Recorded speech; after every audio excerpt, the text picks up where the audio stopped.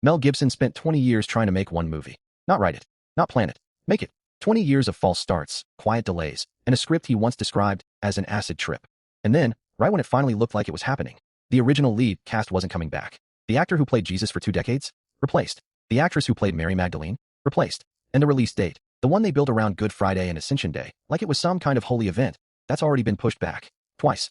So what actually happened behind the scenes of what might be the most anticipated religious film in a generation? I went digging. And the picture turns out to be more complicated than a lot of headlines are letting you believe. Let's back up for a second, because you gotta understand what's actually on the line here. Back in 2004, Mel Gibson dropped The Passion of the Christ. No studio wanted to touch it.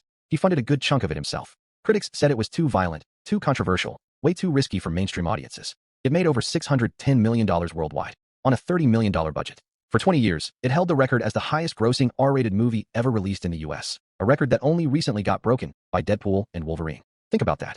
A 3-hour subtitled film about the final 12 hours of Jesus' life outgrossed almost every action blockbuster of its era. So when word got out that Gibson was finally working on a sequel, The Resurrection of the Christ, this wasn't just another movie. This was a follow-up to one of the most successful independent films ever made, carrying 20 years of built-up expectation. The pressure on this thing is massive, and that's exactly why what happened next is such a big deal. Here's what most people still think they know about this project, because honestly, this is what got reported for years. Fans figured Jim Caviezel, the actor who played Jesus in the original, was locked in to come back. Gibson himself said it, on record, on Joe Rogan's podcast. He still intended to have Caviezel reprise the role, even after 20 years had passed. Monica Bellucci, who played Mary Magdalene, was reportedly expected to return too. The release plan sounded almost poetic. Lionsgate announced the film would be split into 2 parts, Part 1 dropping on Good Friday, March 26, 2027. Part 2 landing 40 days later, on Ascension Day, May 6, 2027. That's not a random scheduling choice, according to the studio's own statements. In Christian tradition, Ascension Day marks 40 days after the resurrection. They built the release calendar around the actual biblical timeline. Everything about it sounded locked in. A returning star. A symbolic release date. 20 years of waiting, finally paying off exactly how everyone expected. That's the story a lot of people still believe right now. But according to more recent reporting, it didn't play out that way. So here's where it gets interesting, because when I started pulling on this thread, 3 separate things shifted at almost the same time. First, the cast. Jim Caviezel and Monica Bellucci are not returning. Both roles are being recast entirely. Stepping in, actors most casual fans probably haven't heard of yet. A Finnish actor named Jaakko Odonen is taking over as Jesus. A Cuban actress, Mariela Garriga, is stepping into the role of Mary Magdalene. Mary herself is now reportedly being played by Kasia Smutniak. Peter's being played by Pierluigi Pacino. Riccardo Scamarcio is stepping into Pontius Pilate. According to public reporting, the reasoning given was scheduling conflicts, plus concerns that digitally de-aging the original actors more than 20 years later just wouldn't hold up on screen. That's a reasonable explanation on paper. But it's still a massive shift for a franchise that was built almost entirely around one actor's face being the face of Jesus for 2 decades. Second, the dates. Remember that poetic Good Friday and Ascension Day release plan? According to Lionsgate's own updated announcements, it didn't survive either.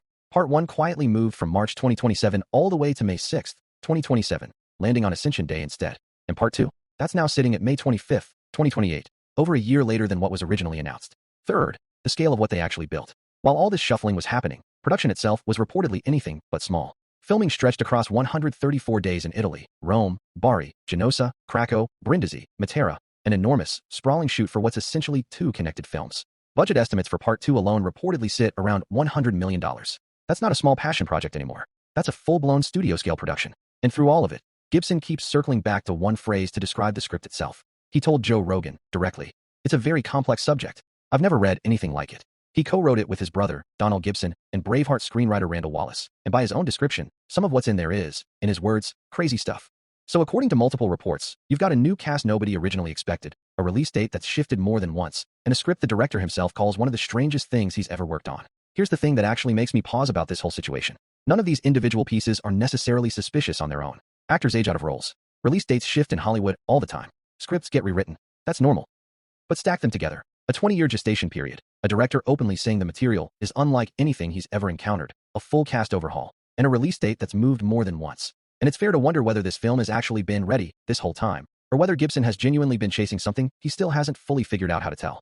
Maybe that's exactly why it's taken 2 decades. Maybe the story itself, the resurrection, the ascension, parts of the gospel accounts that don't get adapted very often, is just harder to put on screen than anyone expected. Or maybe there's simply more going on behind these production shifts that hasn't been publicly explained yet.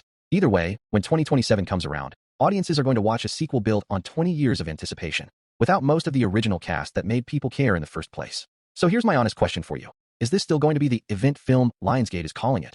Or did all this cast turnover and delay quietly change what audiences were expecting? Drop your take in the comments. I'm reading every single one. And if you want me digging into the next mystery hiding in plain sight, make sure you're subscribed, because this channel is just getting started.